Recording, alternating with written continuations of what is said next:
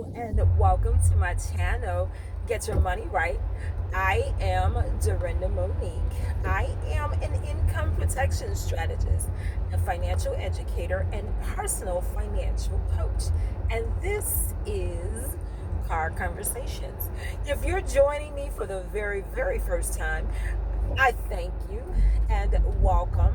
And do me a huge favor before we get too far along, hit that like button, please share, and then also subscribe and hit the notification bell because you definitely don't want to miss any of the content that I upload. That would be Car Conversations, my 2 cents, and of course, Get Your Money Right. So listen.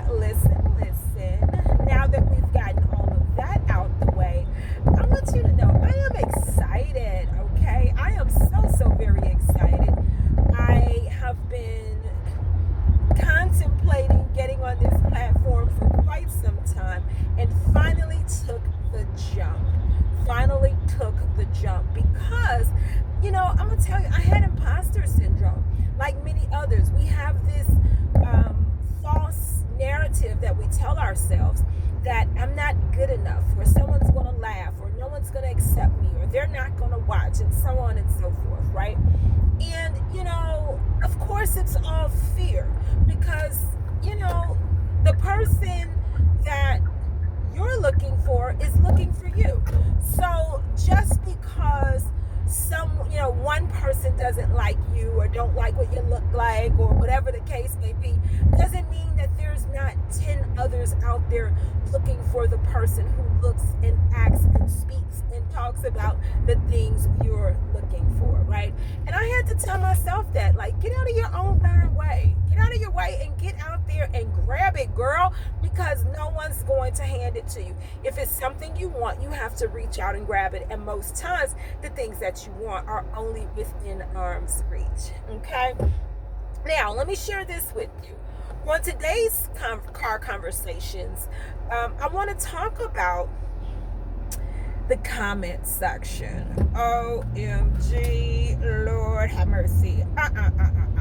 Let's talk about this comment section, right? The comment section of any media platform, including news platforms, is what kind of kept me away from getting on YouTube, right?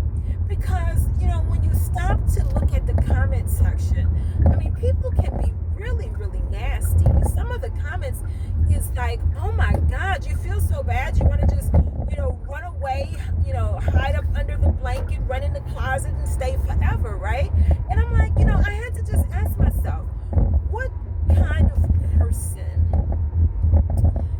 or matter of fact, what type of issues has this person gone through that has made them so angry or bitter or just not satisfied with who they are? Because see, one thing my mom used to tell me all the time when I was a kid is that when people say negative things about you, it's not that they're talking about you, but what they're really doing is acting out loud how they're feeling inside, right? If someone says, oh, your hair is ugly, right? It's not because they feel that your hair is really ugly, but because their hair is not what they want their hair to be.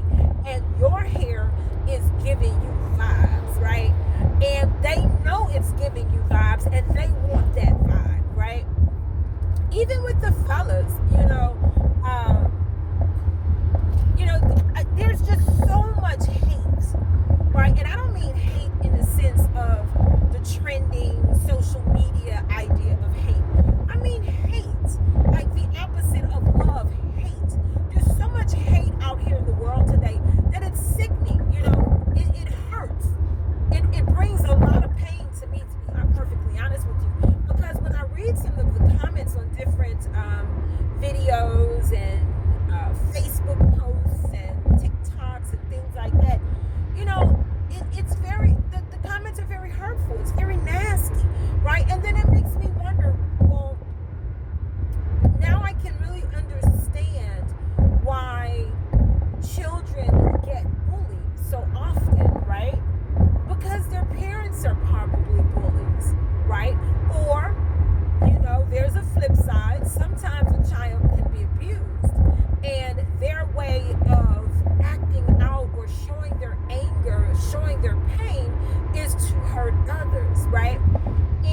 just think about that when I look in the comments. So, hint, do me a huge favor. Be pleasant in the comments, okay? I'm new to this, right? I'm new to this. And I'm going to encounter many, many people with different viewpoints. And, we all have our own opinions, and our opinions must be respected. However, just because we have an opinion, we also have to make certain that our opinion doesn't hurt other people, right? You can see something, that everyone else says, oh my gosh, that's beautiful. And you can feel deep down on the outside like that is just really grotesque, that's ugly. Why is it necessary for you to go online and say, ooh, that's ugly, right? I mean, that's really hurtful, especially if it's something that someone owns or they're wearing it or it's their house. Like, you don't do that. How would you feel if you invited someone to your home and the first thing they walked in and said was, oh my God, your furniture is horrendous. Why did you buy that? Like, what were you thinking?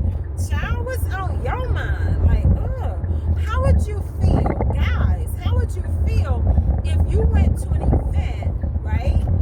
You went to an event with your wife or your significant other, your girlfriend, or even your daughter. You went to an event and your boys or your friends or whoever, they say, oh my God, man, she's a cow. Oh my God, she looked like a gorilla. She's humongous. She's ugly. She's this. She's bald. And I'm saying these things because these are some of the comments that I've read people say about other people. And you know what? It's just terrible. It's just terrible. So I'm asking, right, as I start on this journey, I'm asking that you just be pleasant, for a couple of reasons. Number one, we're all human and we deserve respect. Number two, I talk about money. I teach money. I teach mindset. I talk about relationship mayhem that blocks you from reaching your full financial potential and keeps you from living the life you desire and the life that you deserve, right? This is what I teach. And so some people are going to be very transparent. Some people will be very transparent in the comments because maybe they're going through a financial situation that has really gotten them down and out, maybe have really caused them some massive stress to a point where they don't know what to do, right?